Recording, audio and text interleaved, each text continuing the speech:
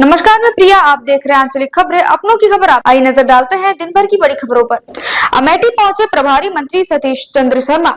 Budget को बताया ऐतिहासिक और सर्वसमावेशी। महाकुंभ पर विपक्ष के हमले पर मंत्री का करारा जवाब। पेट में दर्द हो रहा है। 55 करोड़ से ज्यादा श्रद्धालुओं ने किया महाकुंभ में स्नान। प्रभारी मंत्री ने बताया आस्था की शक्ति। बजट को लेकर अमेठी में गरजी सतीश चंद्र शर्मा की हुंकार। हर वर्ग के लिए वरदान। प्रदेश के खाद्य एवं रसद राज्य मंत्री और अमेठी के प्रभारी मंत्री सतीश चंद्र शर्मा आज एक दिवसीय दौरे पर अमेठी पहुंचे, जहां उन्होंने भाजपा कार्यालय में प्रेस कॉन्फ्रेंस कर हाल ही में पेश किए गए बजट को ऐतिहासिक और सर्वसमावेशी बताया। उन्होंने कहा कि बजट समाज के हर वर्ग को ध्यान में रखकर तैयार किया गया है और इससे प्रदेश के विकास को नई गति मिलेगी। विपक्ष पर तीखा हमला। महाकुंभ की भव्यता से हो रहा है पेट दर्द। प्रभारी मंत्री शर्मा ने महाकुंभ को लेकर विपक्ष पर कड़ा प्रहार किया और कहा विपक्ष को ये पच नहीं रहा है कि इतने बड़े पैमाने पर यह ऐतिहासिक आयोजन किया जा रहा है। उन्होंने कहा महाकुंभ में अब तक 55 करोड़ से अधिक श्रद्धालु पहुंच चुके हैं। ये सनातन धर्म के प्रति जनमानस की गहरी आस्था को दर्शाता है, लेकिन विपक्ष को ये सब पसंद नहीं आ रहा है। उनका पेट दर्द हो रहा है क्योंकि आयोजन विश्व में भारत की संस्कृति और धार्मिक विरासत की शक्ति को दिखा रहा है। शर्मा ने कहा महाकुंभ किसी दल विशेष का नहीं बल्कि आस्था का महापर्व है। सनातन धर्म को मानने वाले लाखों करोड़ों लोग यहाँ श्रद्धा और विश्वास के साथ पहुंच रहे हैं। उन्होंने विपक्ष को आड़े हाथों लेते हुए कहा कि जिन्होंने पहले सनातन धर्म का अपमान किया वे अब इस आयोजन पर सवाल उठा रहे हैं। बजट को बताया हर वर्ग का बजट, जनता को मिलेगा सीधा लाभ। गौरीगंज के भाजपा कार्यालय में हुई बैठक के दौरान प्रभारी मंत्री शर्मा ने हाल ही में प्रस्तुत किए गए केंद्रीय बजट की सराहना की। उन्होंने कहा ये बजट हर समाज हर वर्ग के लिए राहत देने वाला है। उन्होंने सर्वसमावेशी और जनहितैषी करार देते हुए कहा कि सरकार ने किसानों, महिलाओं, युवाओं और व्यापारियों के हितों का पूरा ध्यान रखा है। इस बजट से आने वाले वर्षों में देश और प्रदेश की आर्थिक स्थिति और मजबूत होगी। दिल्ली की घटना पर बोले सतीश चंद्र शर्मा, अफवाहों से बचे, जांच रिपोर्ट का करे इंतजार। दिल्ली की हालिया घटना को लेकर पूछे गए सवाल पर राज्य मंत्री सतीश चंद्र शर्मा ने बड़ा बयान दिया। उन्होंने कहा कि जांच पूरी होने के बाद ही ये स्पष्ट होगा कि वास्तव में गलती कहां हुई। उन्होंने जनता से अपील की कि किसी भी अफवाह या भ्रामक सूचना पर विश्वास न करे और जांच रिपोर्ट के नतीजों का शांतिपूर्वक इंतजार करे। उन्होंने कहा कुछ लोग माहौल बिगाड़ने के लिए गलत सूचनाएं फैला रहे हैं, लेकिन हमें संयम और धैर्य से काम लेना चाहिए। जब तक जांच पूरी नहीं हो जाती तब तक कोई भी जल्दबाजी में निष्कर्ष नहीं निकालना चाहिए। राहुल और प्रियंका गांधी के महाकुंभ स्नान पर कसा तंज। जब कांग्रेस नेता राहुल गांधी और प्रियंका गांधी के महाकुंभ स्नान को लेकर सवाल किया गया तो प्रभारी मंत्री सतीश चंद्र शर्मा ने कटाक्ष भरा जवाब दिया। उन्होंने कहा यह उनका व्यक्तिगत निर्णय है कि महाकुंभ में स्नान करना चाहे या नहीं, लेकिन ये ध्यान रखना चाहिए कि वही लोग जो पहले सनातन धर्म को अपमानित करते थे अब महाकुंभ में शामिल होने की कोशिश कर रहे हैं। शर्मा ने आगे कहा कि ये जनता को तय करना है कि ऐसे नेताओं की कथनी और करनी में कितना फर्क है। उन्होंने कहा कि सनातन धर्म हमेशा सहिष्णु रहा है और इसकी आस्था राजनीति से ऊपर है। महाकुंभ में जो लोग आ रहे हैं वे आस्था से प्रेरित है, न कि किसी राजनीतिक एजेंडे के तहत। प्रभारी मंत्री ने गिनाई सरकार की उपलब्धियां। बजट पर चर्चा के दौरान राज्य मंत्री शर्मा ने केंद्र और राज्य सरकार की कई उपलब्धियों का भी जिक्र किया। उन्होंने बताया कि कैसे प्रधानमंत्री नरेंद्र मोदी और मुख्यमंत्री योगी आदित्यनाथ की सरकार गरीबों, किसानों और महिलाओं को युवाओं के लिए लगातार काम कर रही है। उन्होंने कहा कि बजट में जो घोषणाएं की गई वे भविष्य में देश को और आत्मनिर्भर बनाने में मदद करेगी। शर्मा ने कहा हमारी सरकार सिर्फ घोषणा नहीं करती बल्कि उन्हें जमीन पर उतारने का काम भी करती है। हर क्षेत्र में विकास हो रहा है और जनता को उसका सीधा लाभ मिल रहा है। विपक्ष की आलोचना, सरकार पर झूठे आरोप लगाने का लगाया आरोप। प्रभारी मंत्री ने विपक्ष की नकारात्मक राजनीति पर भी निशाना साधा। उन्होंने कहा कि विपक्ष बजट और महाकुंभ जैसे मुद्दों को लेकर गुमराह करने की कोशिश कर रही है। उन्होंने आरोप लगाया कि विपक्ष सिर्फ झूठी अफवाह फैलाने और विकास कार्यों पर सवाल उठाने का काम कर रहा है। उन्होंने कहा कि जनता अब जागरूक हो चुकी है और विपक्ष की इन साजिशों में नहीं फंसने वाली। जो लोग पहले जनता को बरगलाते थे वे अब खुद हाशिए पर चले गए हैं। उन्हें अब विकास नहीं दिखता, लेकिन जनता सब समझती है। अमेठी के विकास को लेकर दिए बड़े संकेत। अमेठी के प्रभारी मंत्री के रूप में शर्मा ने जिले के विकास को लेकर भी अपनी प्रतिबद्धता जताई। उन्होंने कहा कि अमेठी को हर क्षेत्र में आगे बढ़ाने के लिए कई योजनाएं तैयार की गई हैं और आने वाले समय में जनता को उसका लाभ मिलेगा। उन्होंने कहा कि अमेठी को आत्मनिर्भर और आधुनिक बनाना सरकार की प्राथमिकता है। प्रेस कॉन्फ्रेंस के बाद कार्यकर्ताओं से मुलाकात। प्रेस कॉन्फ्रेंस के बाद शर्मा ने भाजपा कार्यालय में कार्यकर्ताओं से मुलाकात की और संगठन को मजबूत करने के लिए रणनीति पर चर्चा की। उन्होंने कार्यकर्ताओं से कहा कि वे बजट और महाकुंभ के संदेश को ज्यादा से ज्यादा जनता तक पहुंचाए और विपक्ष की झूठी अफवाहों का मुंहतोड़ जवाब दे। क्या प्रशासन विपक्ष के हमलों का जवाब दे पाएगा?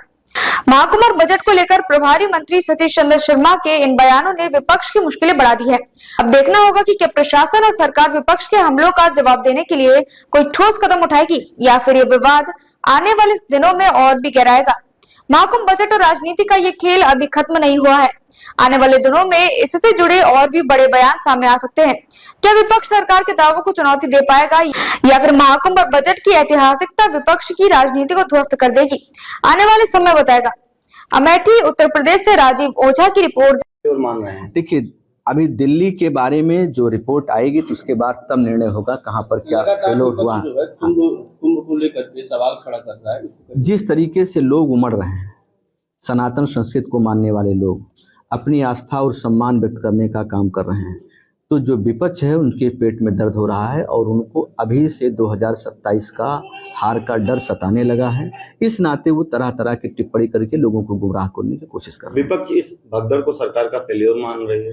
देखिए, इतने बड़े आयोजन में जिस प्रकार से जहां पर ये पूरी दुनिया का सबसे बड़ा आयोजन है और 55 करोड़ से अधिक लोग आस्था की डुबकी लगाकर अपने घरों में पहुंच चुके हैं और जिस प्रकार से लोग उसकी भूर भूर प्रशंसा कर रहे हैं, चाहे वहाँ की स्वच्छता को लेकर हो और चाहे वहाँ की व्यवस्था को लेकर हो, तो निश्चित ही जो सनातन संस्कृति को मानने वाले जो आज हिंदू समाज है वो बहुत ही आह्लादित है और इस सरकार की जो इसकी व्यवस्थाएं उसकी प्रशंसा कर रही है।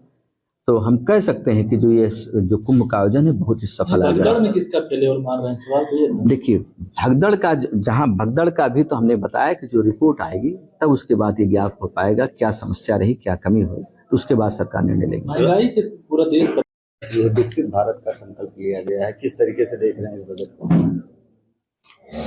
यशस्वी प्रधानमंत्री माननीय नरेंद्र मोदी जी के कुशल नेतृत्व और मार्गदर्शन में भारत सरकार की माननीय वित्त मंत्री श्रीमती निर्मला सीतारमण जी द्वारा 2025-26 का जो केंद्रीय बजट प्रस्तुत किया गया है वो बहुत ही अभिनंदनीय बजट है, जिसमें विशेष रूप से गरीब, किसान, युवा और नारी शक्ति के साथ साथ जो विकसित भारत का जो हमारा संकल्प है उस संकल्प को साकार करने के लिए सरकार ने फंड्स की व्यवस्था करने का काम किया है।